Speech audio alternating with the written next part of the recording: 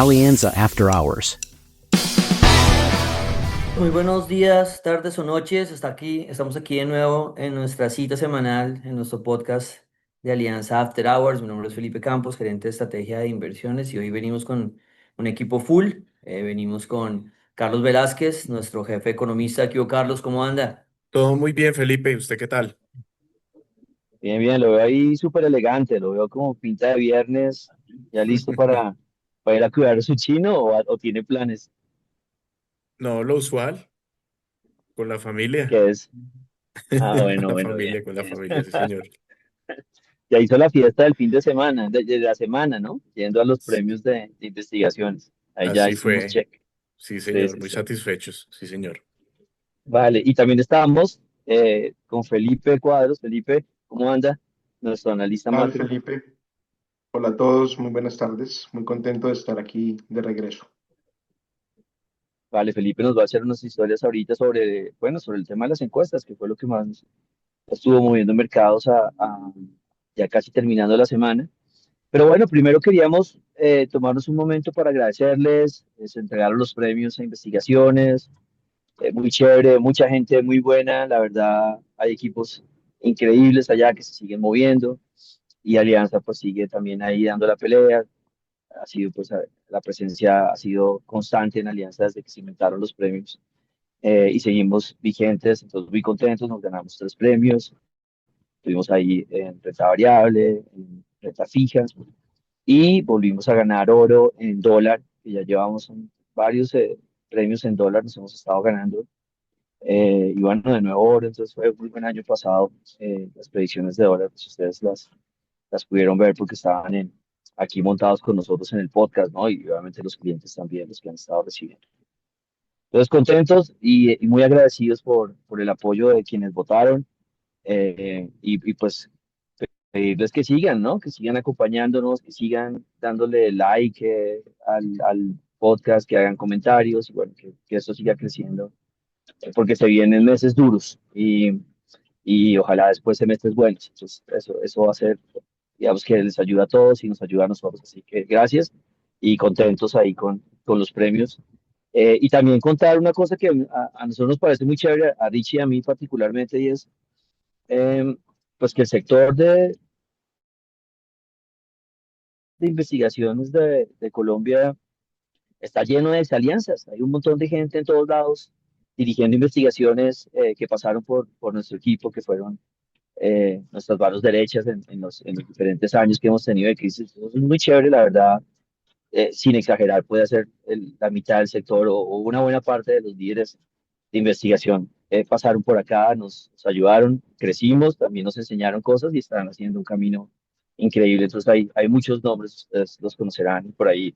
Pues también obviamente a David, ¿no? Que se fue, que nos dejó y se fue a ganarse premios también por allá en Occidente. Entonces David es uno de los, uno más de los graduados y rebeldes que se fueron de Alianza y que les está yendo muy bien. Entonces también eso es muy chévere haber colaborado pues a un research distinto, a un research acertado, a un research eh, mucho más cercano a las personas y ayudar a movernos acá. Entonces, bien contentos por los amigos del sector y bien contentos sobre todo por los ex Alianza que son, pues para mí son de Alianza, para mí ellos son mis amigos y gente con la que seguramente hablaré cuando sea aún más viejo.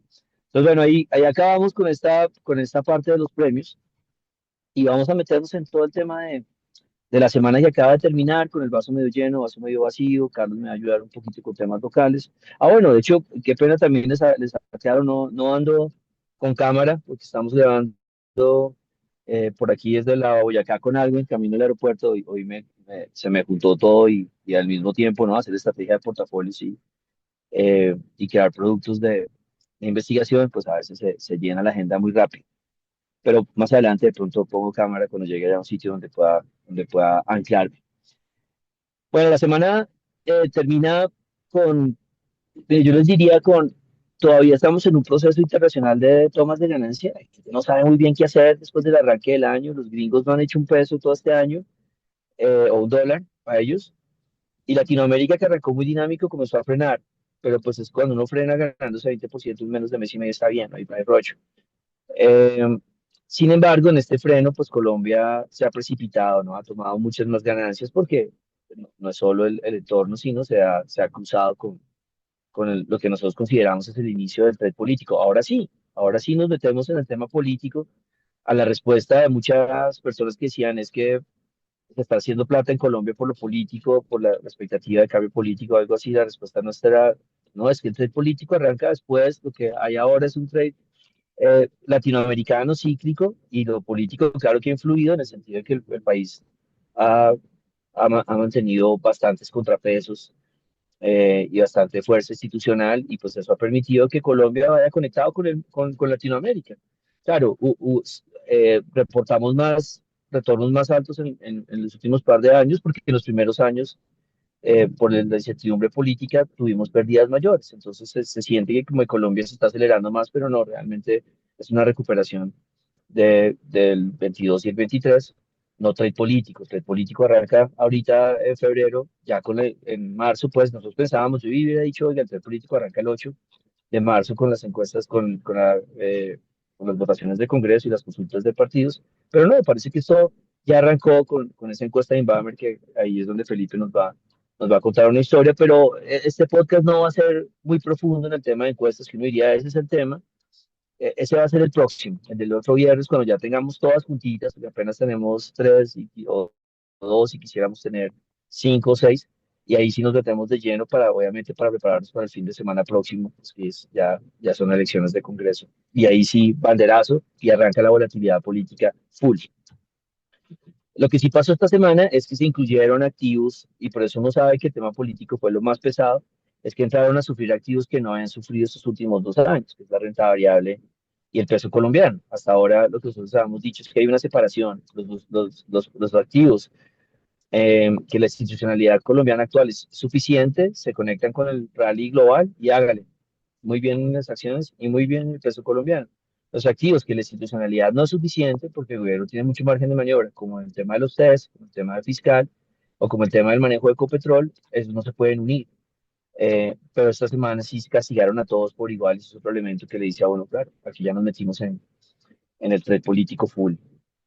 Así que ese es el resumen más o menos de la semana, ¿no? En términos de activos, se continúa la crisis de la deuda que frenó un poquito en Colombia al final de la semana, pero obviamente estaba full con TES al 14, ya alineados con Brasil, como les contábamos hace un par de semanas.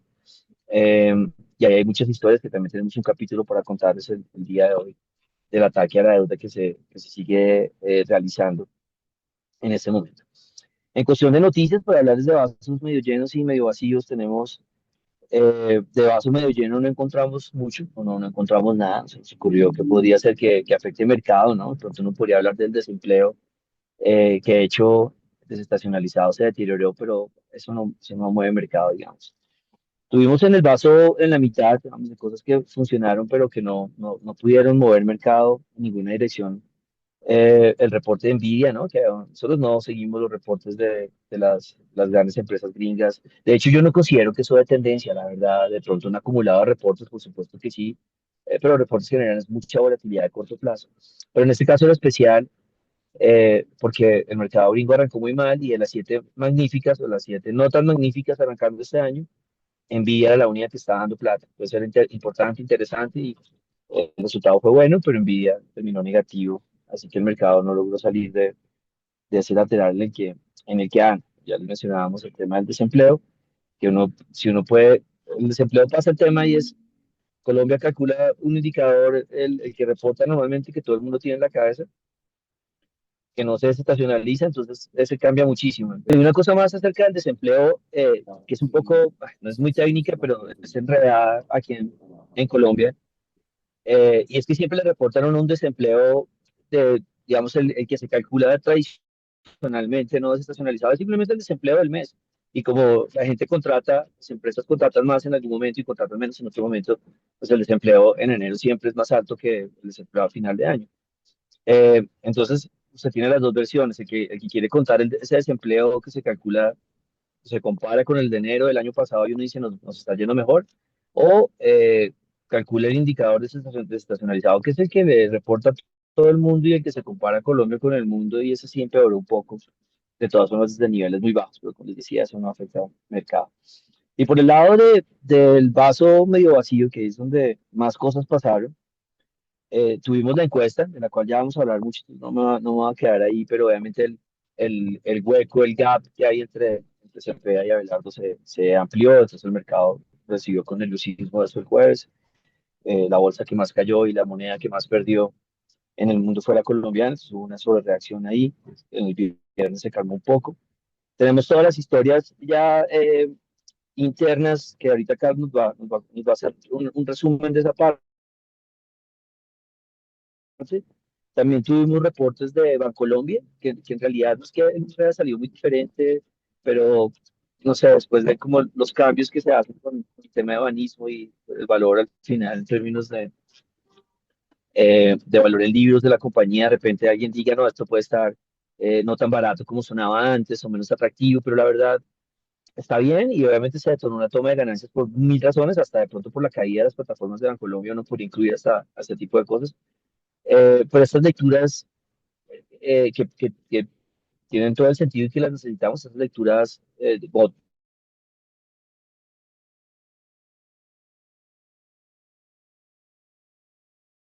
bottom-up de analistas de las compañías, pues ustedes ya saben, son prácticamente casi nada. Entonces, lo que en nuestra opinión es, el mercado va a aguantar en Colombia múltiplos de precios sobre de 3 y 4 o lo que sea. Si hay un ciclo a favor y un tema político a favor, eso se va a ir retroalimentando y no va a aguantar nada y no va a tolerar absolutamente nada si no hay un cambio en el ciclo latinoamericano emergente o si no hay un cambio político va a ser mucho más real. Pero bueno, ahí termino un poco con los temas de mercados y hágale, bueno, hubo un poquito de noticias, cuéntese usted ahí, Carlos, deme la mano en esos temas locales que siempre llevan mucho titular y que yo creo que están moviendo el mercado, sobre todo el tema de los ustedes viendo al gobierno como tan afanado, buscando plata por donde sea, es algo que suma a la volatilidad, entonces no lo ponemos en medio tapado porque no solamente es titular, sino también es efecto. Cuéntese ahí, Carlos, esa historia. Perfecto, Felipe. Entonces, en principio, precisamente usted ya destacaba lo que viene ocurriendo durante la semana con el castigo a la renta fija, pues tuvimos unas subastas digamos, por encima, con unas tasas de corte por encima del 13%, en particular la de corto plazo, la de estos TCOs al 13,05% y también la de la referencia a 2030 en pesos, con también una ya bordeando el 14%. Esa tasa de corte vimos a lo largo de la semana que, por supuesto, esas tasas, las tasas de rendimiento de los bonos superaron el 14% y pues precisamente se generó un estrés muy importante en los últimos días y esto pues digamos se ha dado de manera paralela a todos una serie de anuncios que ha venido realizando el gobierno y que pues generan una serie de preocupaciones y no son del todo nuevos, ¿no? Y en particular de la posible imposición del impuesto del patrimonio a personas jurídicas y en particulares a las empresas con patrimonios superiores a los 10.400 millones de pesos que pues sin duda se ha catalogado como una medida pues muy gravosa para el sector privado y más cuando se hace una diferenciación entre las empresas del sector minero energético y las del sector financiero y el resto, ¿no? Pues recordemos que se va a establecer una tarifa diferencial en la cual tanto el sector minero energético y el sector financiero pues se verían grabados por cerca del 1,6% que se estima que deje en solo estos dos sectores un recaudo adicional a los 4,5 billones de pesos que pues a priori alguien podría pensar que es positivo y que podría generar un alivio para la renta fija, pero lo cierto es que pues como venía diciéndolo, este impuesto es como se denomina algunas veces antitécnico, genera un impacto muy importante sobre el comportamiento y el desempeño de la empresa privada y no fue recibido de una manera positiva, muy por el contrario. más cuando tengamos en cuenta y para darle un sentido de proporción a estas cifras, el sector bancario del país, tanto privado como el público, generó cerca de 14 billones de pesos en utilidades y el impuesto este impuesto al patrimonio bordearía cerca de los 2,5 billones de pesos, es decir, estamos hablando de cerca del 18% de las utilidades de 2025 y una cifra que incluso da con mucha mayor claridad del impacto que podría tener este sobre las entidades bancarias y financieras es que la banca pagó en el 2025 cerca de 4,1 billones por concepto de renta y los impuestos complementarios. Ahí claramente, pues, digamos, uno de los más importantes es el ICA, pero de esa manera estaríamos hablando de cerca del 59% de todos esos impuestos que se pagaron en el 25 serían asociados a este nuevo impuesto al patrimonio. Entonces, pues claramente no es una buena noticia que se suma a la ampliación de lo que sería el alcance de la inversión forzosa que existe en el país destinada al agro, es decir, se limitaría el uso que hacen las entidades bancarias de la cartera sustitutiva y les obligaría a adquirir una mayor cantidad de títulos de desarrollo agropecuarios, TDAs, y más allá de algún anuncio que tendiente a que las entidades bancarias podrían liberar provisiones eventualmente por la eventual publicación de una circular externa por parte de la superfinanciera, pues lo cierto es que se ha generado un ruido ahí muy importante, sobre todo para los sectores que se ven afectados en mayor grado. Y como si fuera poco, pues se sumó esta eh, controversia muy importante respecto a una medida que quiere impulsar el gobierno relativa a que se haga el traspaso de aquellas personas que se encontraban en transición en el marco de lo que es la nueva reforma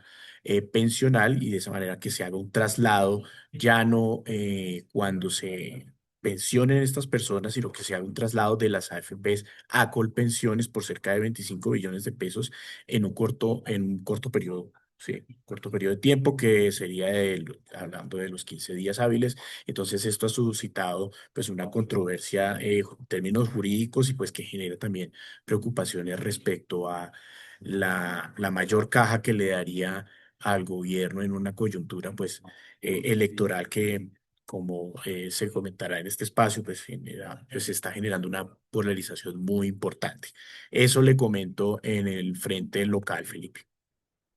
Ok, listo. Ahora vámonos a hablar de las líneas T, ¿no? Es hora de hablar un poquito de mercado. Ya les he contado parte de lo que sucedió.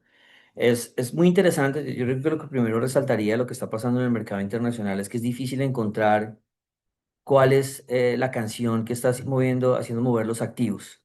Normalmente uno sabe que o la preocupación es la inflación, o la preocupación es el crecimiento, o la preocupación es una rotación enorme de activos que les contábamos la semana pasada de la tecnología va mal, pero las empresas cíclicas o los small caps van bien, entonces hay algo a nivel interno que se está moviendo en las acciones en Estados Unidos.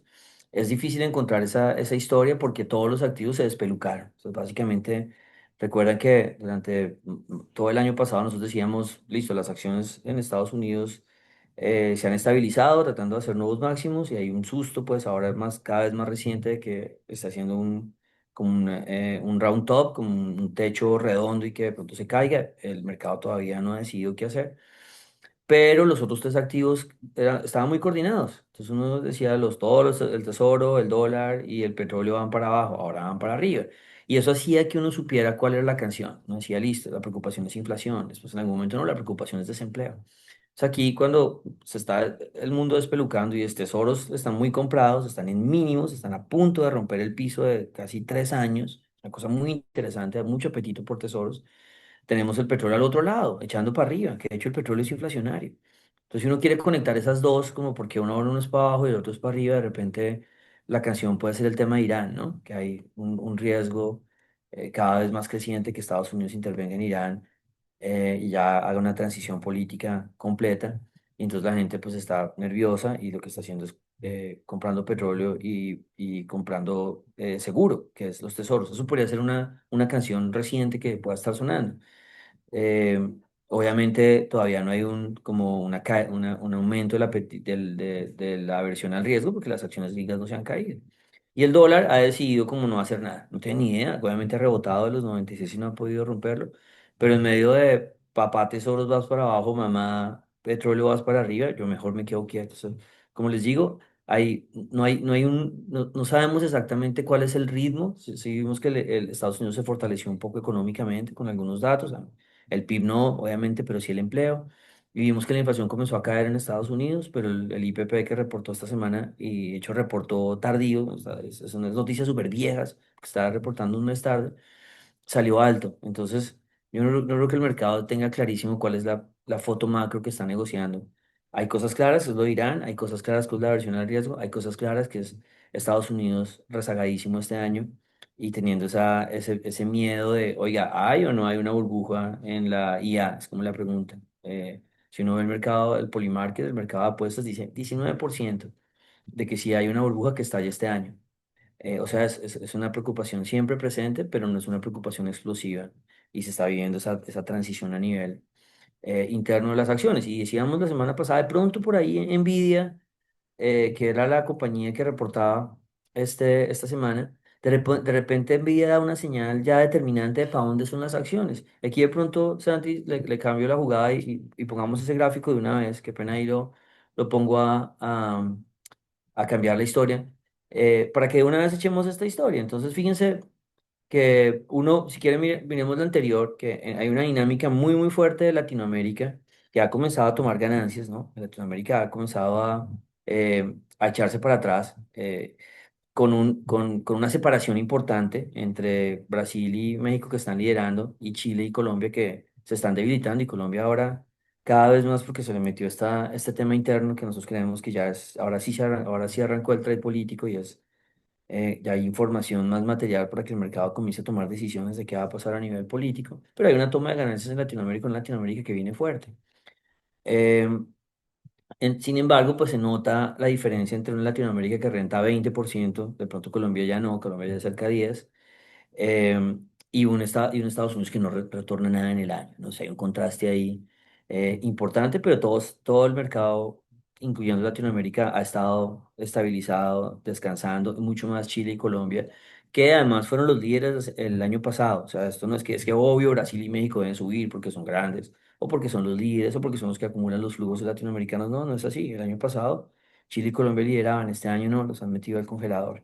Y lo mismo se nota en las monedas. Ustedes ven abajo el peso chileno y el peso colombiano se han debilitado, obviamente el colombiano por varias cosas, mucha intervención de crédito público, eh, que hay una historia súper interesante de crédito público esta misma semana y es el día que el dólar se subió mucho.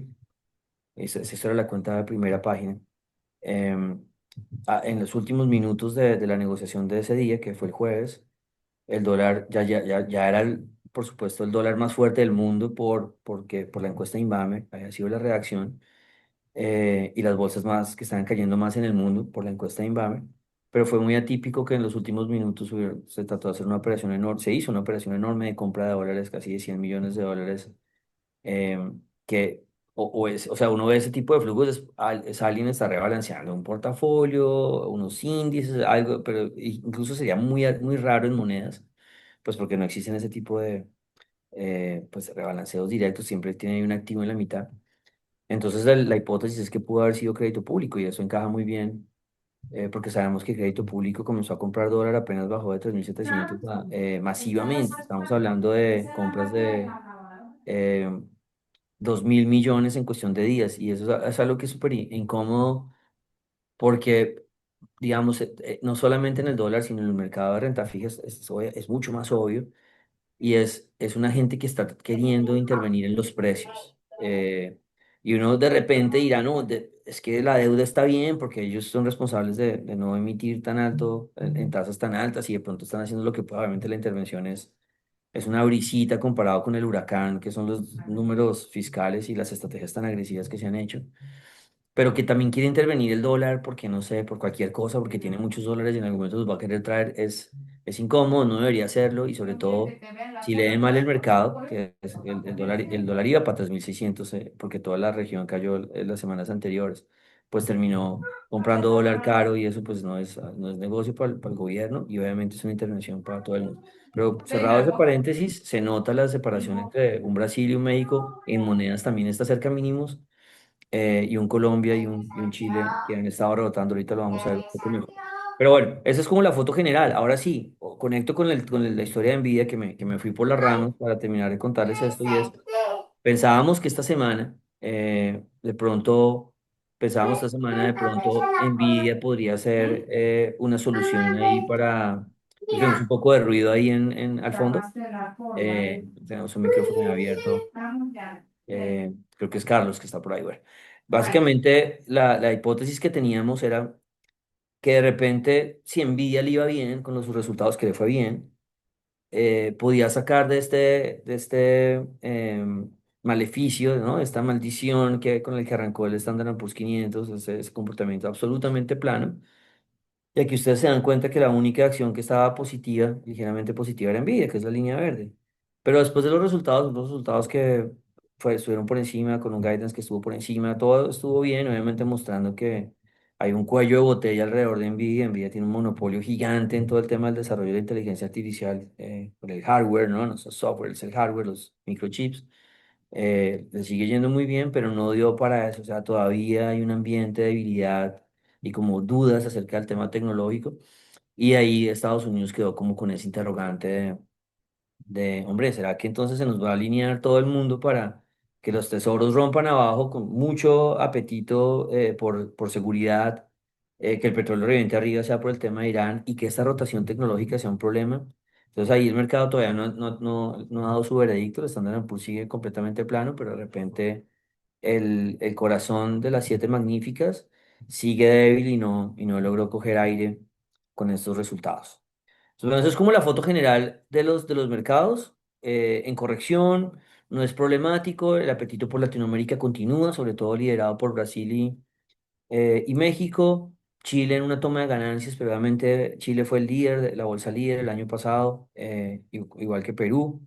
Y Colombia, obviamente, con una cosa más de tercer piso, que es lo que nosotros hemos llamado como un tema de miércoles. ¿Será que ahora sí llegó el momento de que metan a Colombia al congelador? De hecho, el año pasado a Chile lo metieron al congelador un ratico. La plata fuerte en Chile fue al final del año, después de las elecciones. Es normal. Esto no es que seguro alguien va a ganar o seguro alguien va a perder. Es normal que un inversionista diga, yo primero me hice una plata en Colombia, segundo hay una plata por hacer en Latinoamérica. ¿Por qué me voy a meter con el dolor de cabeza de comenzar a tradear encuestas y moverme y bajarme si no sé cómo se va a desarrollar? Obviamente aquí hay las dos opciones. El que quiera meterse de lleno a la volatilidad, ¿no? Que se meta en la volatilidad de esta encuesta salió así y ahora esto salió así y ahora las elecciones de Congreso salieron así y listo, usted hágale y va a ser un tiroteo en un ascensor. Em, o la que seguramente hacen los inversionistas grandes es Colombia es así de chiquito, hay una plata en Latinoamérica enorme, yo puedo dar un paso al lado y esperar. Y esperar, ¿qué es esperar? Pues espérese como Chile. Usted después de Chile, absolutamente con todas las cartas en la mesa, ¿no? Se está jugando póker y le dijeron, estas son mis cartas, estas son las de su amigo, apueste. Entonces, pues no tiene forma de perder, apuesta poquito, si no se le dio, apuesta harto. E igual se hizo dinero, o sea, la gente que le apostó a Chile post elecciones hizo plata sin necesidad. Y en Chile uno diría, miércoles, las posibilidades de que no hubiera cambio político en Chile eran muy bajitas y aún así el mercado esperó. Entonces entramos a esa etapa y este es el capítulo que queríamos traerles hoy, el primer capítulo, como hablar un poco de este tema, de esta historia si quieren postamos el primer meme, del camino político, ¿no? De cómo se va a vivir, que es una cosa muy breve, y es qué es lo que pasa 3 meses antes de elecciones. Acerca de esto vamos a seguir hablando, vamos a hablar mucho en una esquina del dólar, que yo creo que la traemos la próxima semana. Vamos a hablar de las etapas, del trade electoral, sobre todo en el dólar. Seguramente uno lo puede reflejar al mercado de acciones. Esto solamente es un brochazo por encima, de lo que nosotros creemos que se va a comenzar a vivir. Y eso obviamente es una pelotera, es un tiroteo en un ascensor a medida que llega la información. Claro, el que se queda puede, siempre esto va a existir y ténganlo en cuenta porque sus mentes, la mente humana siempre va a tratar de defenderlo a uno. ¿Y cómo lo defienden inversiones? Es cuando hasta que uno se le acaba la plata y uno ya sabe que ya el cerebro no puede inventar más excusas. pero siempre va a ser como, ¿no? El yo sabía, el es que esto debía pasar, es que por qué no me creí, ese tipo de cosas no existen, son sesgos. Entonces, yo veo, por ejemplo, el dólar cayendo desde 5.000, 4.000, 3.700 y las mismas personas es que no hay dólar barato, no hay dólar barato, mil y pico abajo, eso no vale. Después cuando rebota en 3.700 porque por supuesto en algún momento va a rebotar, uno no puede decir yo sabía que esto iba a pasar, pero el cerebro lo hace. Con los miedos políticos es lo mismo. Hasta que llega y ahora sí obviamente tiene todo el momentum, porque ahora sí hay información muy importante, entonces alguien va a decir, es que yo sabía que lo político era lo grave. No, no se mienta, lo político, el trade ha sido el cíclico. Los últimos 2 años ha sido puro ciclo, venda dólar a 5.000, compre Colcap 100% abajo, ¿no? Em, y pues obviamente no 100% abajo, 50% abajo de lo que ha hecho. Em, pero ahora sí abrimos esta puerta. Pero entonces, ojo que el cerebro, hay mil ejemplos de esas trampas, como por ejemplo cuando un activo cae mucho, y es el mismo del dólar, pero unas acciones, y usted las quiere comprar ahorita, pero de pronto se aguanta, y de pronto se aguanta un poquito más, y después se aguanta un poquito más, y el día que rebota, usted dice, yo quería comprar. Claramente usted quería comprar todos los días, entonces no se mienta usted, pero yo tengo una anécdota alguna vez que yo le he contado, cuando teníamos a Pacific Rubiales, y Pacific Rubiales caía como ya como que todo el tema del mal manejo se abrió y era claro y caía la acción súper agresiva, un día rebota 35% y me dicen, ¿cómo no nos dimos cuenta de este rebote? Este era el negocio del año y a mí me parece rarísimo cómo la mente, ese 35 no daba ni centavos de todo lo que ha caído, cómo la mente lo traicionaba. Entonces, ojo con eso. Ojo con los discursos que ustedes mismos se dicen. Es que lo político sí importa o no importa o qué, ¿no? Pues obviamente ahorita sí, es el momento de lo político. Alianza ha negado lo político durante 2 años, pues porque nuestra visión es que el inversionista pues no podía meterse de lleno a saber quién va a ganar con la información hasta que pues, no sepa los dos o tres candidatos que son los que de verdad van a correr. Pero sí, la parte política ha sido importante no por el cambio político, sino por la estabilidad que ha tenido el país. Ese fue un trade, pero póngale más como un trade de estabilidad, un trade de contrapeso, que es todo el descuento que tenía Colombia. Pero eso es diferente a apostarle a quién va a ganar el gobierno. Entonces, bueno, ahorita vamos a contarles la historia de qué pasó en las encuestas y un poquito de información y contándoles el tema de encuestas duro, nos vamos el próximo viernes. Nos ponemos viene Richie, se pone tres sombreros de analista político y tratamos de pegarle a algo, ¿no? Eh, pero ahorita es un poquito más de qué se vive en este periodo, entonces ahí si quiere vamos pasando por fast slides. Un poquito de ambiente, ¿no? Entonces, ¿qué ha pasado con las monedas este año? Entonces, ustedes ven que el dólar a nivel mundial de XY no ha hecho nada. Eh, o sea, está quieto, está en ceros con algo de volatilidad, más bajita, más pues, bajista que alcista, pero no muy bajista. Y Colombia, que es la línea verde, arrancó muy dinámica a la baja. En algún momento éramos la moneda más fuerte del mundo, allá en enero. Y les contábamos que desde el 22 de enero cambia la dirección completamente del dólar en Colombia, porque crédito público se volvió un comprador masivo, una cosa, digamos, de músculo enorme en tiempo chiquitico. Y ahí Colombia, o el peso colombiano, comienza a ser castigado, mientras la región va y hace una plata enorme. Estamos entrando en una etapa de despeluque, ¿no? En que ya no todos se mueven, o sea, hace 2 semanas uno decía, listo, Colombia está castigado en tanto y toda la región está valorizándose 5%. Obviamente eso refleja el apetito por Latinoamérica, ¿no? Aquí no puede decir que el dólar en Latinoamérica está cayendo porque el dólar está débil en el mundo. Está cayendo porque las monedas latinoamericanas están fuertes en el mundo. Pero obviamente no Colombia y ahorita un poquito Chile, aquí se refleja lo que les hemos contado de la gente está mucho más enganchada con Brasil y México que con Colombia y Chile. Parte crédito público, pero obviamente ya esta semana el tema político comenzó a levantar mucho más el peso colombiano y ya estamos en este momento casi en cero de movimiento. ¿Qué es lo que nosotros esperamos aquí hacia adelante? Así que vamos, Santi, vamos moviéndonos. Entonces, el, el primer acercamiento, ¿no? Si quiere, démosle de una... bueno, no, mentiras, eso también es interesante, ya, mostrémoslo ahí. Eh, es lo mismo, pero las bolsas en el año corrido. Entonces ustedes ven que cero plata en el mercado gringo, mucha plata arriba en el EWZ es Brasil, el ILF es toda Latinoamérica, que obviamente está muy concentrada en Brasil, el EWW es México, y después Colombia y Chile, que es donde no ha habido plata. Pero pues no ha habido plata, es 10% en mes y medio, ¿no? Al que no le guste, pues mire a ver dónde busca esa plata, porque no es fácil, 10% y medio, no efectivo anual ni nada, 10% en mes y medio es una plata. Pero era 25% en un mes, era mucho más antes. Se nota la corrección y se nota ahí de pronto es más clara la aceleración de la venta colombiana, que también se mezcla, digamos, ya hablando de acciones, no hablando de la moneda, aquí se mezcla con otros temas internos, ¿no? Estuvo el reporte de Bancolombia, hay gente del mercado no le convenció un poco, ya no lo ve en términos de múltiplos tan atractiva. Entonces ha habido una rotación importante en Bancolombia. Yo no tengo ni idea si la caída de los servicios también pudo haber afectado el ambiente. Y pues Bancolombia obviamente es el trade colombiano que cuando salen las encuestas, pues Colombia cae 4% y el índice pues cae 4% porque nosotros tenemos una bolsa demasiado concentrada en Bancolombia. Entonces hay otras historias que han dado pie para una toma de ganancias más profunda, pero digamos nosotros lo que decimos es la principal o la que va a andar ahorita es el tema político.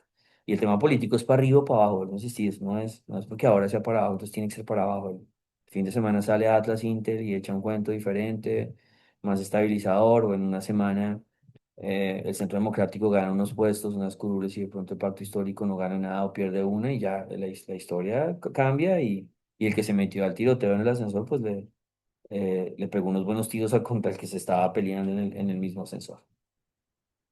Esperamos que se viva este periodo? Ahora sí, sigamos, porfa. ¿Cómo esperamos que se viva este periodo o qué es lo más cercano que tenemos? Y por ahora pues lo que tenemos más cercano es el mismo periodo preelectoral que se vivió en el 2022 entre febrero y mayo, ni siquiera, o febrero y junio, o sea, incluyendo la primera vuelta. Entonces eso le comienza a dar un poco una visión del nivel de volatilidad que se tiende a vivir ahora sí en el puro trade electoral cuando hay información electoral. O sea, aquí es lo importante, o sea, qué pena volver a decir esto, no vale que usted hace un año dijera que es que seguro va a ganar la izquierda, no vale que hace un año usted dijera que es que seguro, esos son corazonadas. O sea, siempre que alguien diga es que yo ya sabía o yo pensaba, imagínese usted sentado en un fondo de pensiones contando la historia y sustentándola.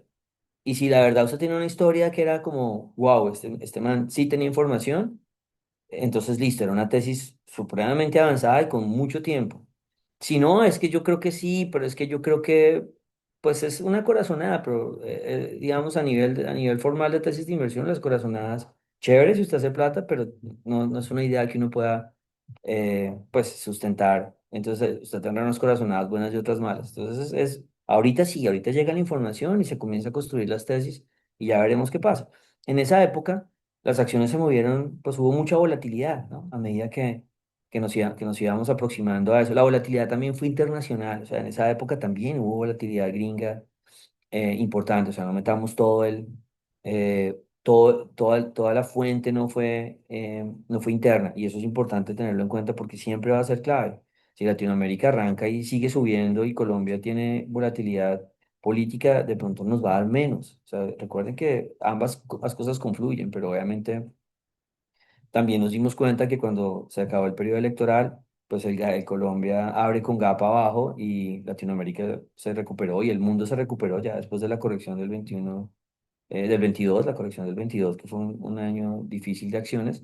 Las acciones se echaron para arriba y Colombia no, Colombia siguió para abajo gran parte del 23. Entonces, es más o menos para que tengan una idea de que ahora lo que vamos a ver es jalonazos para arriba y para abajo con piezas de información muy importantes. Si uno llega a tener un congreso muy parecido al congreso anterior, pues no nos va a dar una información grande, es como más de lo mismo, más roce y complicaciones, pero si uno ve cambios en el congreso importante para alguno de los dos lados, pues el mercado lo va a tradear y eso es lo que viene.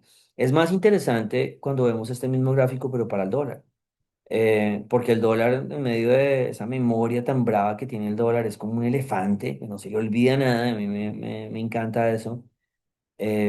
Pues está ahorita en unos niveles muy similares de ese periodo de febrero a junio preelectoral, en donde el mercado pivoteó entre 3.700 y 4.000 todo ese periodo entre febrero y mayo, bajando a los 3.700 cuando tuvo el resultado de la primera vuelta electoral, y dijo, no, aquí el ingeniero tiene juego.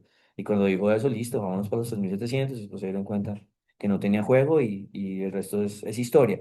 Y hay una historia súper interesante, el resto de la forma en que después se dio la devaluación en Colombia desde los 3.700 a los 5.100 o 200, tuvo 2 etapas. Todo eso es un cuento que se los vamos a contar, ojalá la próxima semana, digamos, para construirlo. Pero son al final los trades electorales tienen 3 etapas: el preelectoral, el postelectoral, justo cuando se tienen los resultados, y después el post-posesión, cuando llega la persona y dice, todo lo que dije antes era para ganarme la presidencia, pero eso es que no lo voy a hacer todo, o todo lo que dije antes sí lo voy a hacer, como una Sheinbaum o un Petro, cuando llegan y se sientan. Entonces, ese es el último trade, es el post-posesión. No sé si piensa en un nombre que suene más interesante, pero bueno, esa es como la idea. Vamos a comenzar a pivotear. Después del 8 de marzo veremos si el dólar vuelve a pegarse a los 3.600 o el resultado no es suficiente. O sea, vamos a tener un montón de volatilidad y un montón de rangos. Y ya después, para el momento cuando arranque el post electoral, cuando lleguemos a junio, que también es otro documento que es muy intuitivo, la verdad, no tiene ningún rollo, pero ustedes deben leerlo con conciencia cuando esté montado, y después va a ser absolutamente binario. Va a ser muy para arriba si no hay cambio político, y muy para abajo. O sea, alguien dirá, ah, no, entonces ahí está otra vez el analista que dice que el dólar se va a ir para arriba.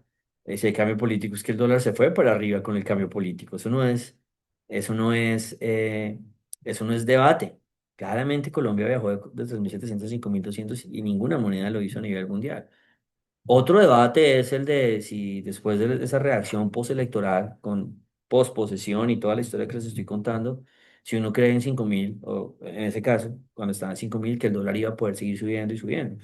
Esa es otra teoría, pero la reacción inicial es binaria. No hay cambio de gobierno y el dólar va a subirse en muchos pesos. Eso les contaremos cuánto cuando hagamos el documento. Y lo mismo, si hay un cambio político, el dólar va a bajar muchos pesos. Entonces no lo lean, y yo no me imagino que la mayoría de gente que ve el podcast aquí no es como, no lo vean como es el miedo de, ¿no? Eso es un trade absolutamente reconocido. Le pasó a Boric, le pasó a Sheinbaum, le pasó a Petro, y les pasó a Lula, y les pasó a estos mismos, a los que estaban en la misma historia en los 2000. Esto es una cosa súper reconocida. Para arriba si no hay cambio, en este caso para abajo si hay cambio, pero obviamente las teorías interesantes es que después qué. Es para arriba para siempre, se acaba el mundo si no hay cambio de gobierno en Colombia. Es para abajo y es para abajo, ¿con qué tipo de fuerza? Eso es donde está la sintonía fina.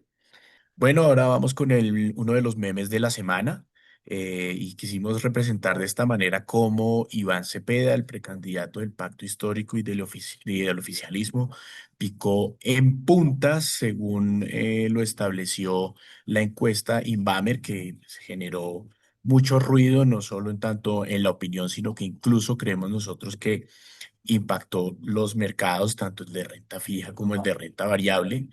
Y para ello, pues y con todo el análisis que no solo se puede hacer a partir de la encuesta Inbamer, sino de ya unos ponderados que viene realizando de una manera muy juiciosa la silla vacía, pues tenemos aquí a Felipe Cuadros que nos va a hablar un poco más sobre esto. Adelante, Felipe. Sí, Carlos, bueno, muchas gracias.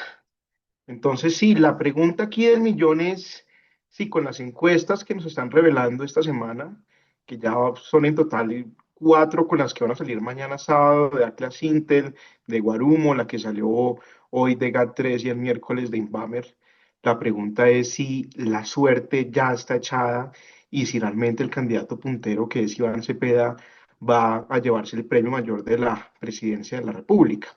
Entonces, para este análisis simplemente tomamos dos escenarios, por así decirlo. Uno es el del 2022, cuando todavía estaba compitiendo en primera vuelta Gustavo Petro contra Federico Gutiérrez, contra Rodolfo Hernández, contra otros candidatos que en ese momento estaban, digamos, compitiendo por pasar a segunda vuelta. Y lo que uno ve, si uno, por ejemplo, compara la de los dos candidatos que sabemos que finalmente quedaron, que fueron Gustavo Petro, nuestro actual presidente, y Rodolfo Hernández, hay un comportamiento bastante interesante de los datos. ¿Por qué?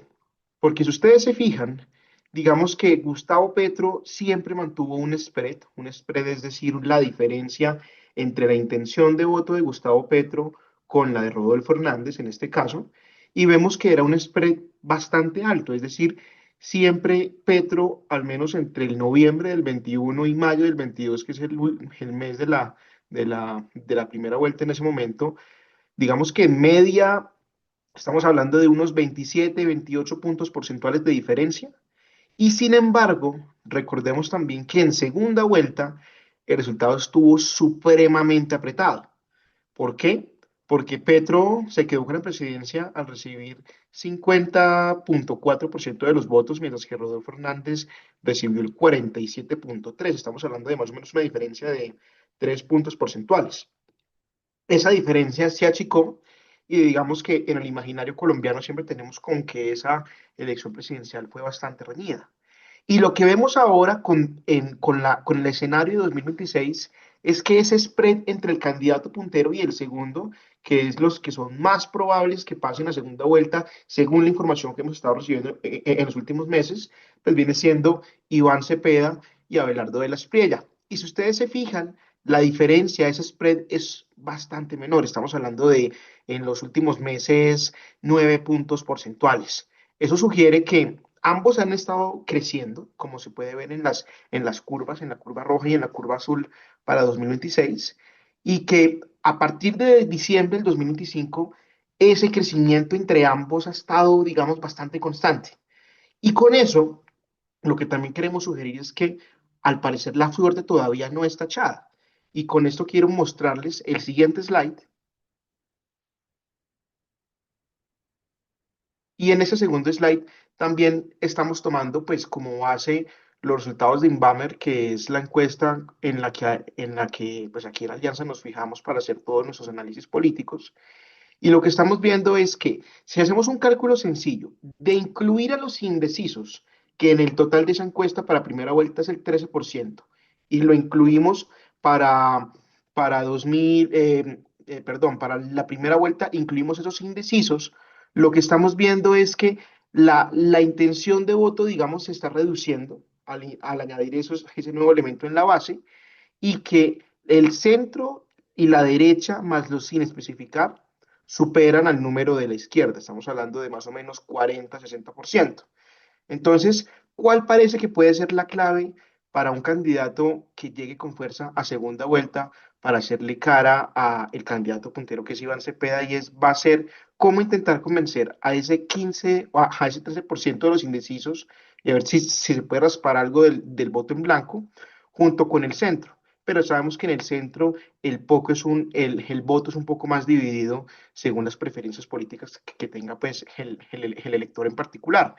Pero lo que queremos mostrar con esto es que con un spread que es menor al de 2022 y además de eso, un centro y una derecha que son mayoría en contraposición con la izquierda, todavía hay espacio de crecimiento y todavía hay margen para que la política y los políticos hagan sus propias apuestas y pues enarbolen algún tipo de acuerdo que pueda ser, digamos, satisfactorio para que la elección, en este caso, pues sea para un candidato que no sea Iván Cepeda o incluso para el mismo Iván Cepeda también la clave va a ser en consolidar parte de su fuerza a partir de los que todavía están indecisos y con eso ya consolidar unas mayorías para que en segunda vuelta la elección, digamos, lleguen con un seguro un poco más grande del que hoy existe.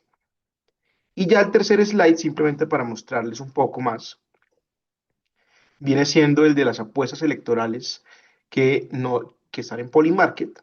Simplemente aquí hacemos una comparación entre Colombia y la de Brasil y lo que estamos viendo al menos entre octubre y entre febrero es que esa probabilidad se pues medida por los volúmenes de negociación que se apuestan para cada uno de los candidatos, es que esas probabilidades, a pesar de que hoy son menores para Abelardo de la Espriella que lo que venía sosteniendo a mediados de enero, digamos que todavía está muy apretado por parte de los traders y los que operan en ese tipo de mercados predictivos. Y en Brasil, simplemente para mostrar más, también vemos que esa fortaleza que venía suponiendo Luis Ignacio Lula da Silva como presidente en su ya tercer mandato como presidente del Brasil, pues también se ve amenazado por la inminente figura de Flavio Bolsonaro, el hijo del expresidente convicto Jair Bolsonaro, que ha tomado un poco más de fuerza en las últimas semanas y que también puede ser un indicio muy interesante sobre un probable trade electoral que se pueda hacer en Brasil. No sé si hasta aquí, Carlos, usted tiene alguna apreciación o algún comentario para compartir. Pues Felipe, efectivamente, digamos que las cosas, como usted menciona, todavía están, o creo yo que van a estar muy apretadas, todavía falta mucha tela por cortar. Yo, en lo particular, pienso que será fundamental lo que ocurra el 8 de marzo y ahí a partir de esa fecha sí es que vamos a ver quiénes son los precandidatos que realmente se van a batir en la contienda electoral. Sí, porque todavía el escenario tiene que ser depurado. Vamos a ver el momentum que creo yo va a tener el ganador o ganadora de la gran consulta por Colombia. Y también pues estaremos atentos a a lo que ocurra con este personaje, Roy Barreras, ¿no? Precisamente puede ser una de las figuras importantes que hemos discutido nosotros a lo largo, creo que a diario discutimos sobre ello, pero vamos a ver qué puede generar este candidato que no se está viendo en las encuestas, pero que evidentemente tiene un, una maquinaria política y como operador que es, pues creo yo que va a ser muy importante, pero esto solo lo sabremos el 8 de marzo. La otra idea que aquí Carlos me va a acompañar es el meme, es un poco como este, ¿no? Thanos, le están diciendo todo lo que hiciste para defender al mundo, defender tus ideales, ¿no? Para los que no se han visto esa película que yo creo que muy poca gente no se la ha visto, bueno, él sacrificó a su amor, a su hija, para poder tener sus ideales, que el ideal era que la mitad del mundo desapareciera por los problemas de la sobrepoblación. Era una vaina bien compleja para hacer una película de superhéroes. Y bueno, pues el resultado ahorita es que los tres igual llegaron al 14 con todo lo que trató de evitar crédito público cuando arrancó a hacer todas las jugadas de junio del año pasado. Terminamos aquí, en el mismo. Obviamente es diferente llegar al 14 allá que llegar al 14 acá, pero pues obviamente eh, hay costos y beneficios. El beneficio, pues, fundamental es no haber llegado tan rápido, y los costos es pues lo que estamos viendo ahora, que unos costos de largo plazo que son enormes, de colocaciones a tasas de interés más altas, haber empujado la deuda y sí que se le junte a uno casi que la deuda de 2 años, estoy exagerando, pero es la deuda que empujamos del año pasado más la deuda que toca tomar este año. Y yo creo, y obviamente el crédito público no está de acuerdo con eso, yo creo que ellos han contribuido en que las expectativas de tasa de interés del Banco de la República se han disparado solamente llenando de ofertas aparte de la curva. Es como la ley básica. Usted puede decir los test que valen. Los test valen la inflación y las variables fundamentales, o finalmente cuánta oferta de test hay cuando uno tiene el principal, pues el emisor de la deuda botándola así a esos niveles. Yo creo que distorsiona un montón y termina presionando al mercado. El mercado dice, bueno. eh, yo le compro los bonos, pero señor gobierno, págueme lo que yo le pido, y señor Banco de la República, pues nos haga el bobo también, venga y págueme lo que yo le pido. Pero bueno, ahí voy a dejar a Carlos para que nos introduzca un poco las noticias recientes y cómo se ha vivido este ataque a la deuda que Carlos, también hemos oído que nosotros no somos parte de esta información. Hemos oído que, pues, y era algo esperable, creo que usted lo dijo el día del negocio de PIM, que usted estaba más bravo que yo. Y es pues la falta de transparencia ha creado roces enormes, ¿no? Entre los creadores de mercado, y bueno, nosotros no estamos, estoy hablándoles como aquí sentaditos en una esquina echando chisme porque nosotros no nos invitan allá. Pero pues obviamente era algo esperable cuando hay un trato individualizado con alguien. Los otros dicen, pero ¿por qué yo no? ¿Y cómo vamos a hacer? Y la cosa se ha complicado, y los creadores de mercado, que son los que van todas las semanas a comprarle deuda al gobierno, han dicho, ok, listo, si usted hace estos negocios, pues yo no voy a estar muy afanado de comprarle su deuda, a no ser de que usted me ofrezca una mejor tasa. Y el gobierno ha emitido una barbaridad de bonos. No sabemos por qué, no sé si calcularon mal el efecto del salario mínimo o esperaban la de la emergencia económica que fuera diferente, no sé, pero digamos, la aceleración de emisiones ha sido una barbaridad. Pero ahí sí se la bota usted, Carlos, y cuéntenos cómo es esa historia. Perfecto, Felipe. Entonces, adentrarme con lo que fue, con lo que han venido siendo la estrategia de crédito público durante el 2026 y precisamente hablar un poco de la aceleración que usted menciona, pues cabe, digamos, contextualizar qué es lo que viene ocurriendo y en particular lo que se dio el año pasado a partir, sobre todo, del segundo semestre. Y es que, como puede verse en la gráfica, lo cierto es que la estrategia de emisión, además de unas modificaciones a los cupos de endeudamiento, pues ha sido bastante agresiva, por decirlo menos, más de 82 billones en TCOs que han servido, entre otras, para recomprar bonos en el exterior, cerca de dos grandes colocaciones, ambas o sumadas, mejor, alcanzando un monto de 15 billones de pesos, sí, sirvieron para precisamente hacer una recompra de bonos, a lo que se sumó también el pago que se le hizo a Ecopetrol por cerca de 8 billones de pesos.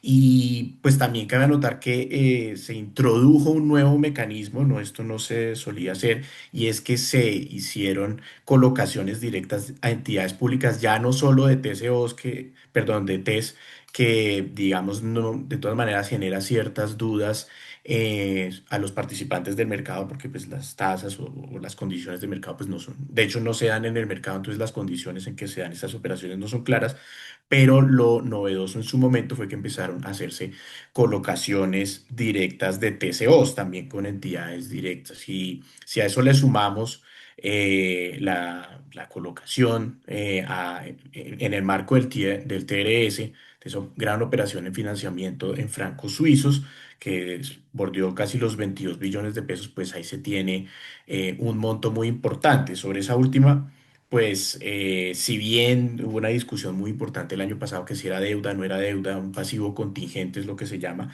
pero aún si ustedes cuenta, Felipe, ese efecto, pues lo cierto es que se dio una emisión de títulos muy pronunciada y que claramente supera cualquier año de la última década. Y en ese contexto, ahora sí, ya para adentrarnos en lo que ha pasado en el 2026, ha habido una aceleración en la implementación de diferentes estrategias de crédito público. Algunas de estas ya se habían anunciado en lo que fue la publicación del cuadro de fuentes y usos preliminar de lo que sería el plan financiero, que aún no conocemos la versión oficial, muy probablemente la conozcamos la próxima semana, pero lo cierto es que en ese contexto pues se hizo una emisión muy importante, histórica, de bonos en dólares por casi 5.000 millones de dólares, ya completando todo el plan que se tenía para el 2026. También se hizo un préstamo con la banca internacional por 1.500 millones de dólares, casi que completando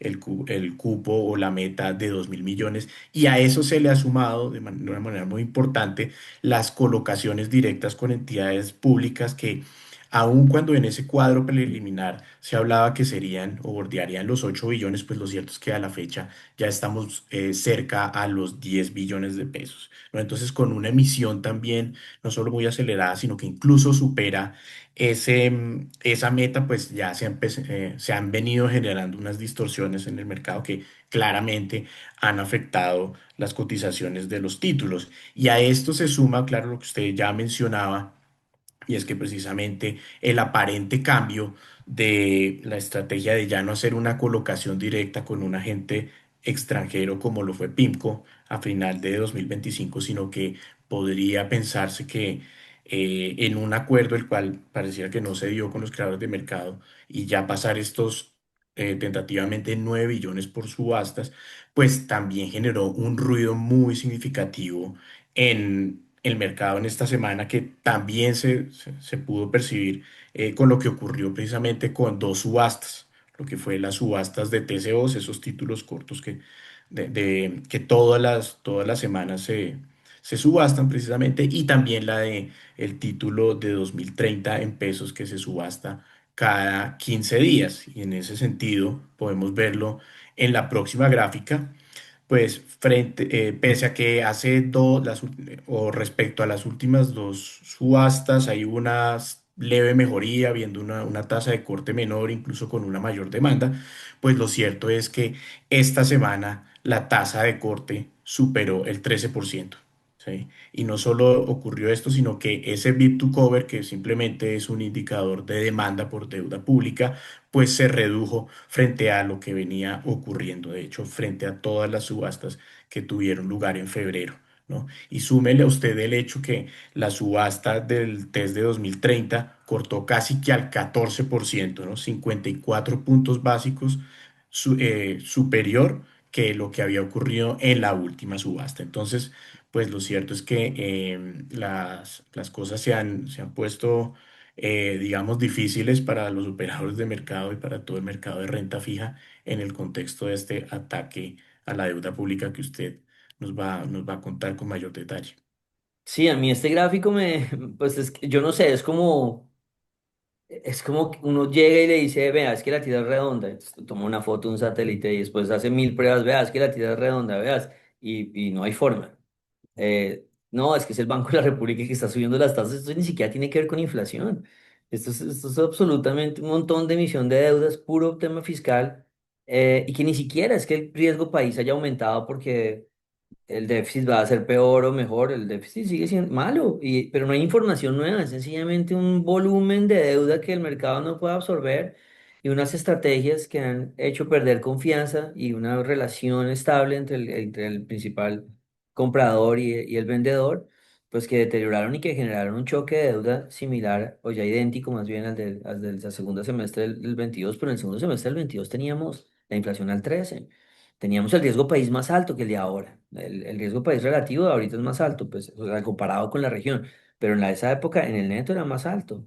Teníamos el problema del CFN, esa vaina de que los bancos tenían que ajustarse y tenían unas carteras de crédito subiendo enormemente. Había mil cosas que no están pasando ahora. Esto es solamente un montón de deuda porque el gobierno necesita plata y de pronto hizo unos cálculos mal, porque como usted decía, varias cosas que dijo, vean, yo les tengo un plan este año y voy a endeudarme esto todo el año, esto otro todo el año, esto otro todo el año, y eso que decía todo el año, lo hizo en unas semanas.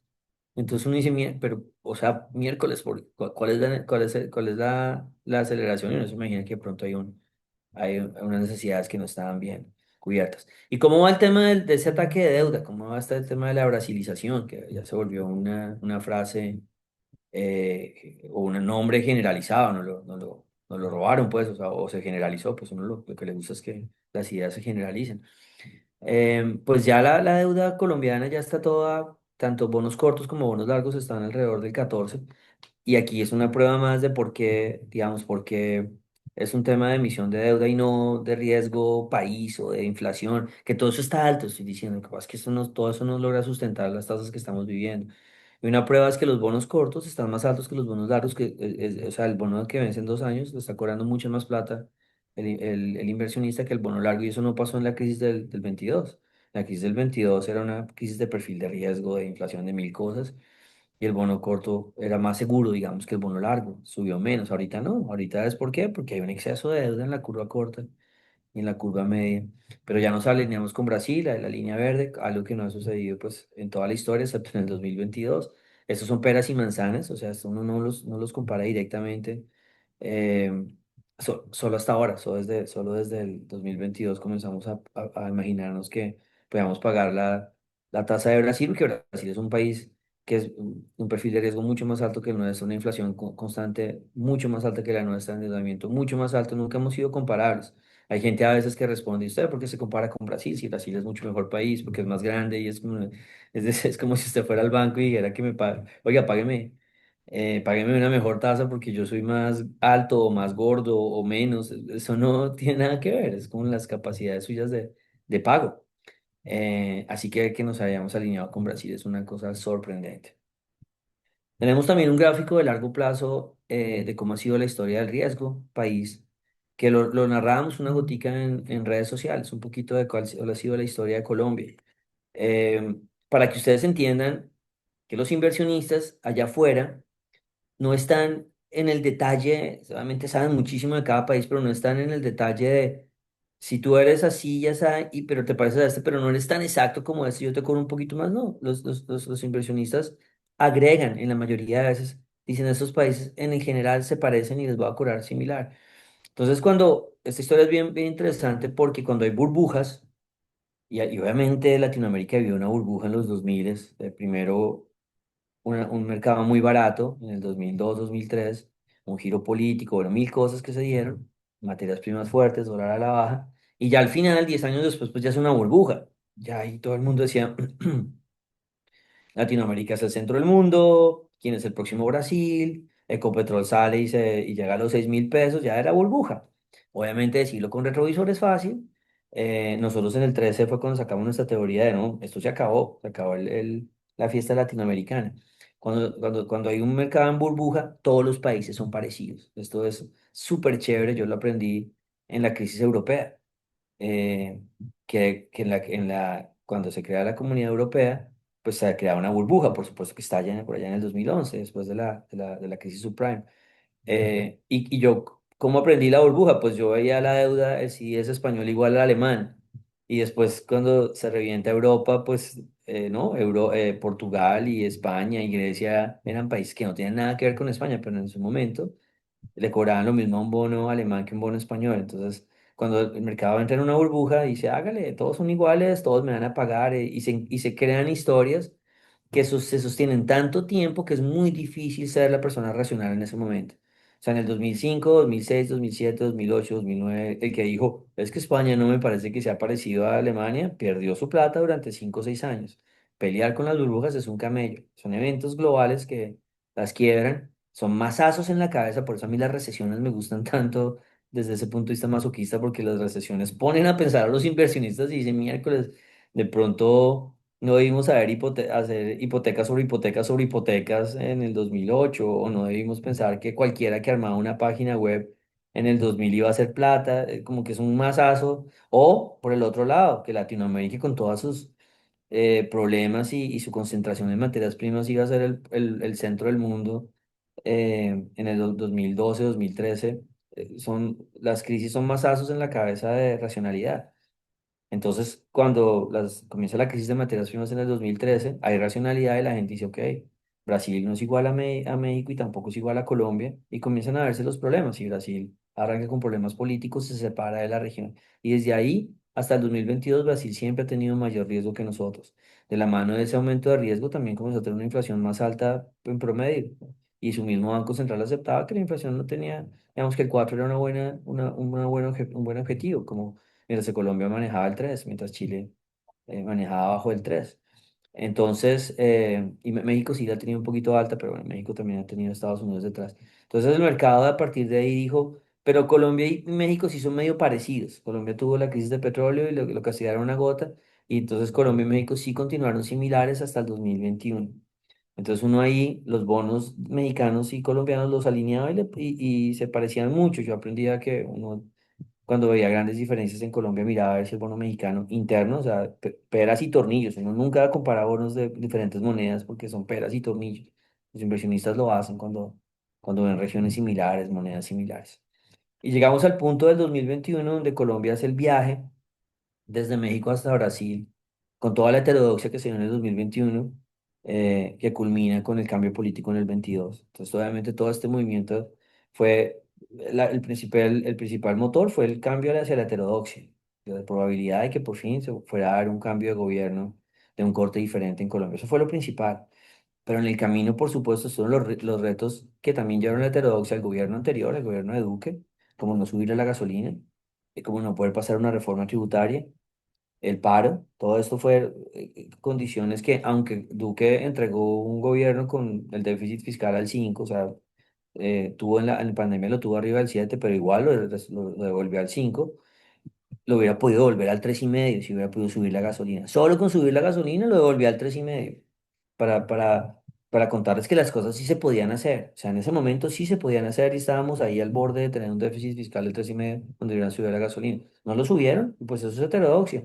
Ah, que fue culpa de la oposición, lo que sea que uno quiera pensar que puede tener toda la razón, sí, pero bueno, un gobierno que no tiene el poder suficiente para subir la gasolina, pues es un gobierno que está en jaque. Y lo mismo al contrario, un gobierno que no tiene el poder el gobierno actual, que no tiene el poder político para poder agrupar al Congreso, pues es un gobierno débil. Y eso fue lo que le pasó al final del gobierno pasado.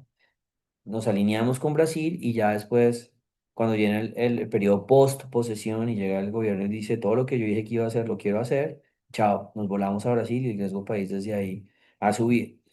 Esa historia ya la conocen ustedes. El tema aquí final de la historia es, vean lo que está pasando. El trade latinoamericano está on fire, está hot, está la gente, hágale. ¿Para dónde va México? Para abajo. ¿Para dónde va Brasil? Para abajo en riesgo país. Vamos con toda porque esto van a volver a ser el centro del mundo. Y si ustedes me preguntan, oye, ¿cómo va a terminar esto en 5 años? Pues esas líneas se van a alinear. Van a estar pegadas. ¿Por qué? Porque así son las burbujas.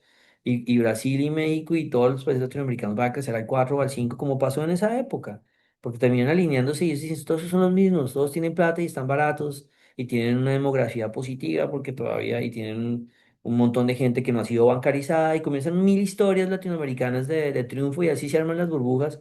La primera parte de las burbujas no es burbuja, es mercados absolutamente fundamentado. Y más adelante sí, más adelante llegan la gente a inventarse historias como en el 2013 que, ¿no? Los gobiernos de ese momento nos decían, es que Colombia está blindada, y es que mil cosas que no eran ciertas.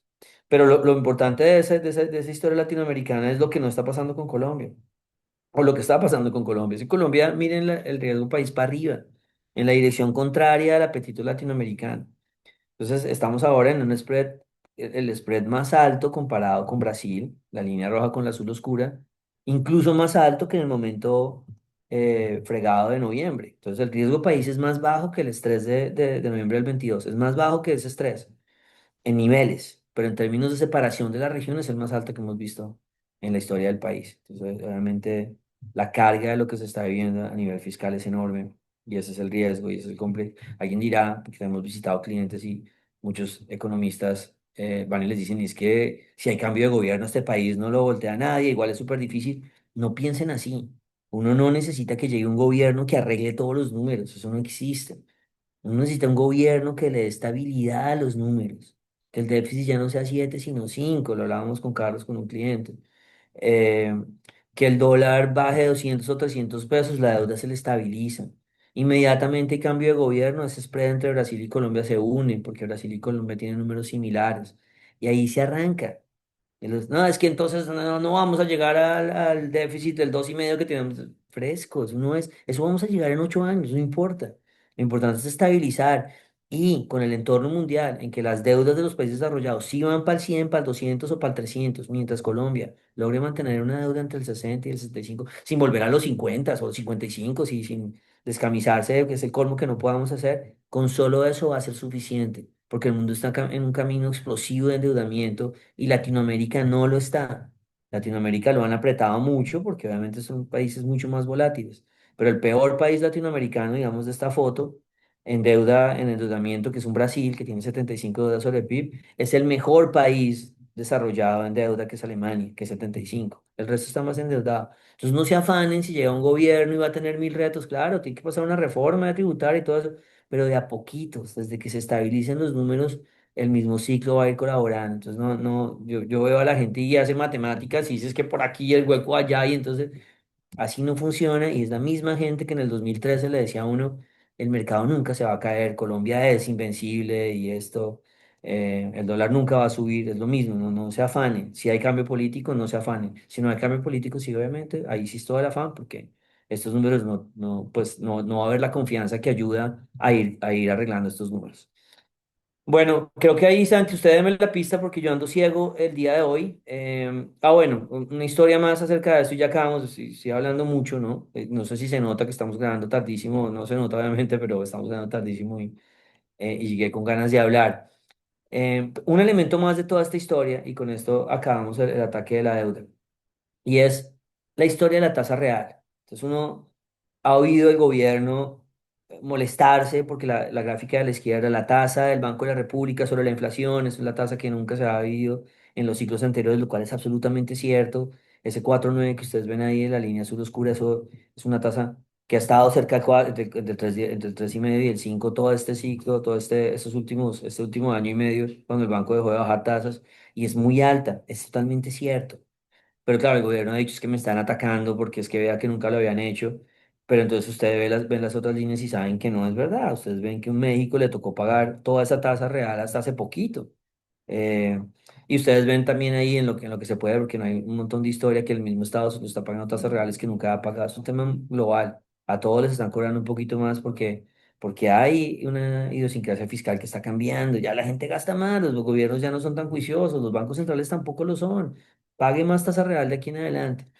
Y entonces ahora el gobierno está muy bravo porque el Banco de la República tiene la tasa por encima de la inflación actual al 4,9 y dice, usted lo que me quiere es estallar. Pero vean dónde está Brasil. Brasil está al 10,6 y ya les conté que los números brasileros, los números generales de Brasil internos, ya están ahora mejor que los colombianos en términos de la inflación, en términos del riesgo país, que ya lo vieron el CDS. Así que no hay ninguna razón para que Colombia no pague el 10. O sea, en otras palabras, no hay ninguna razón para que el Banco de la República tuviera que subir 10 puntos por encima de la inflación. Si la inflación en Colombia va para el 7, que llegara al 17. No va a pasar. Nosotros no creemos que va a pasar el 12. Depende de cómo se vaya dando esto, pero nosotros somos más bien bajistas en tasa de interés. Pero lo que les digo es, ya Colombia no tiene ningún número para no estar pagando una tasa real más alta. No ya, y lo malo es que ahí entre la tasa real que pagábamos nosotros históricamente, o la de México y la de Brasil, cabe 5 transmilenios de lado. Es mucho porque a los brasileños sí les cobran 10 real, o sea, 10 sobre inflación. Entonces el camino, uno dice miércoles, el Banco de la República, si de verdad Colombia se volvió Brasil, la brasilización, que es cierto, nos brasilizamos completamente, no somos peores que Brasil, pero sí somos los mismos que Brasil, si no peores, pues el banco debería llegar allá si lo quieren poner en jaque los inversionistas como hicieron con Brasil. Pero entonces ya no miremos esta tasa que es la que el gobierno cita y dice, estos del banco me quieren ahogar. Vean la de la derecha, que es el bono que paga el gobierno sobre inflación. Y ahí sí ya no hay excusa, o sea, no es el Banco de la República, el gobierno ya está pagando 8 puntos por encima de inflación. O sea, el gobierno, esto ya es un hecho. Entonces vuelvo a insistir, esto es como, vea hermano, es que la tierra es redonda o es que la gravedad existe. No, la gravedad no existe. Usted lo que quiere es echarme un cuento para que yo deje de creer no sé, en el rey agua o lo que sea mitológico. Ya el mismo gobierno está pagando 8 real y eso no tiene nada que ver con el Banco de la República. Y 8 real ya es parecido a Brasil. Entonces ya, aunque el Banco de la República no nos ha brasilizado y está manteniendo, dice, no, yo no quiero llegar al 17, yo estoy pensando llegar al 12 rapidito o al 11,5, lo que sea, hasta el 10,25. El gobierno ya nos brasilizó y ya está pagando esa tasa por encima de inflación, que él dice es una locura, pues se la cobraron esa a usted en su trabajo, en su camino, mucho antes de que el Banco de la República decidiera subir tasas. Bueno, creo que ahí terminamos la historia del ataque a la deuda que continúa. Nosotros tenemos la impresión, pero esto es de que ya estamos en tasas muy, muy altas y de repente se debe estabilizar, pero necesita información, necesita la inflación de febrero o el Banco de la República. Ambas cosas se conocen en marzo, o obviamente las elecciones de Congreso, o algún negocio que refleje las paces entre crédito público y sus emisores, o un negocio grandote que traiga o que ya se sentó con los creadores de mercado y van a trabajar más constructivamente. Algo que le diga a uno que ya toda esta emisión de deuda se está estabilizando. Entonces hay varias cosas que pueden traer estabilidad, pero obviamente cualquier tasa por encima del 13 y ahora obviamente por encima del 14, a nosotros nos parece que es razonable, que es muy interesante. Pero necesitamos como una noticia que el mercado diga listo, ya puedo confiar en esto y ya vamos a lograr ciertos acuerdos. Bueno, ahí terminamos este capítulo y vamos a continuar con los últimos temas. Creo que nos vamos ya a hablar un poco de la foto semanal. Ahora vamos a hablar de lo que nos espera la otra semana en términos del calendario económico, destacando que pues se nos vienen unos días importantes tanto a nivel externo como local, toda vez que tendremos o conoceremos los datos del comportamiento de los precios en algunos de nuestros pares regionales, pero haciendo la salvedad que pues hacia el cierre de la semana pues tendremos la publicación del comportamiento de la inflación en el mes de febrero, un dato muy importante que a los que están muy atentos, tanto analistas como agentes del mercado, en la medida en que pues contribuirá a que entendamos de una mejor manera cuál habría sido el efecto del salario mínimo precisamente sobre los precios y en particular en el rubro de servicios, haciendo la salvedad de que desde Alianza contemplamos que la inflación se haya ubicado en cerca del 5,49% en línea con el promedio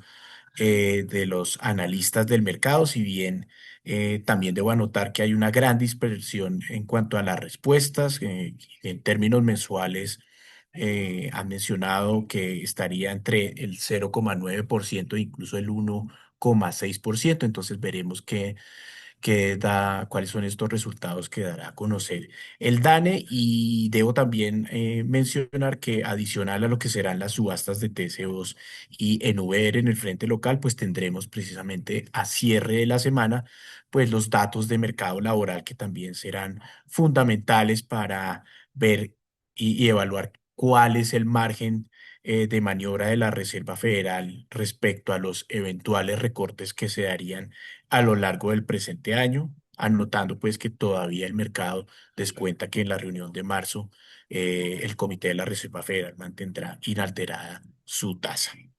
Ahora bien, en cuanto a nuestras recomendaciones de ocio, pues tenemos una película muy interesante de la cual nos hablará Felipe Cuadros. Adelante. Sí, señor. Bueno, esta película se llama Los Colonos, está en HBO Max para el quien le interese y le convenza esta historia que les voy a contar.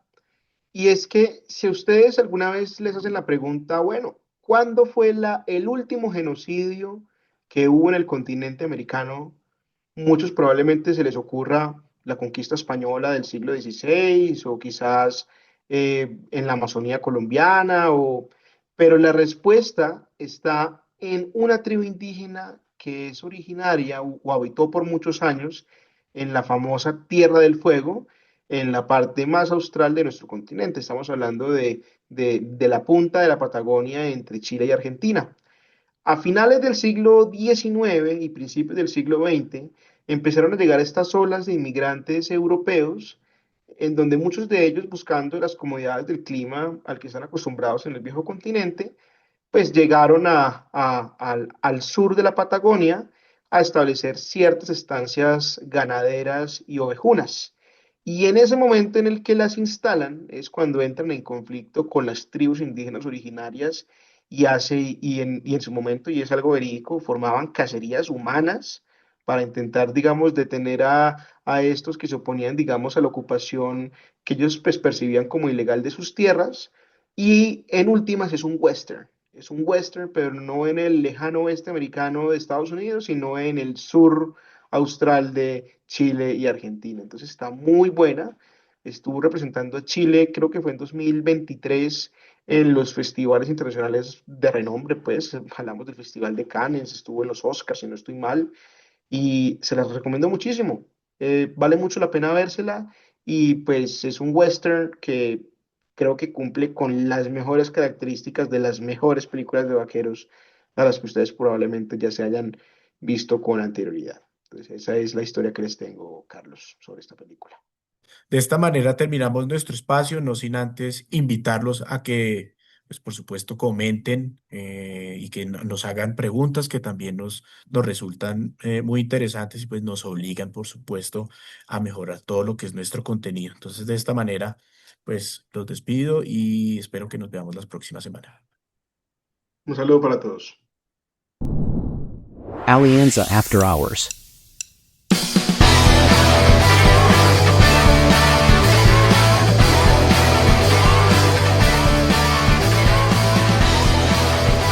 Nada de lo que se discuta aquí debe ser considerado como recomendación profesional para realizar inversiones. Las opiniones aquí expuestas no buscan imponer términos ni condiciones comerciales o legales ni tampoco se constituyen en suministro formal de información al mercado de valores. Adicionalmente son opiniones personales y no representan las de Alianza Valores o Alianza Fiduciaria. Se recomienda consultar con un asesor comercial que entienda sus necesidades de liquidez, horizonte de inversión y perfil de riesgo antes de invertir en mercados financieros. Escuchar el podcast de Alianza puede tener efectos secundarios como ser muy sesgado en dólar, ver figuras técnicas en la naturaleza y hablar de inflación en reuniones familiares.